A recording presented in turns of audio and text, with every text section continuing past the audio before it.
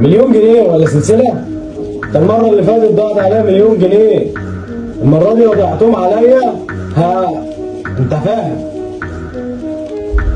برضه انت تاني يا ابني، انت ما بتحرمش. اعمل ايه انا بقى دلوقتي بالسلسله دي؟ البسها. كان زماننا معانا مليون جنيه نجيب عربيات ونجيب كل اللي احنا عايزينه. يا عم شكلها حلو اهي. حلو ايه يا عم؟ دي بتاعت حراميين. شكلها سرسجه بس هرد عليا. عمر يا حبيبي، ممكن تقول لي انت اخترت ايه؟ لا انا لسه ما اخترتش حاجه، اول لما اختار هاجي اقول لك على طول. هو ايه اللي حصل ده؟ اشمعنى اول لما لبست السلسله طلع لي كلام قال لي ما تقولش لامي؟ السلسله دي وراها سر اكيد. عمر يا حبيبي، انا رايح اجيب حاجات من السوق، اجيب لك حاجه معايا؟ لا ماما ما تروحيش، هروح انا مكانك. ليه يعني يا عمر؟ ما انا على طول بنزل واجيب لكم الحاجه. ماما عشان خاطري ما تروحيش، انا همشي انا. مالك يا عمر؟ تعبني اول مره دي كده ليه؟ انا هنزل بسرعه واجي. يا ست الكل انا عايزك تفضلي قاعده في البيت، نسيت من اي حاجه. مالك خايف عليا اول مره دي كده؟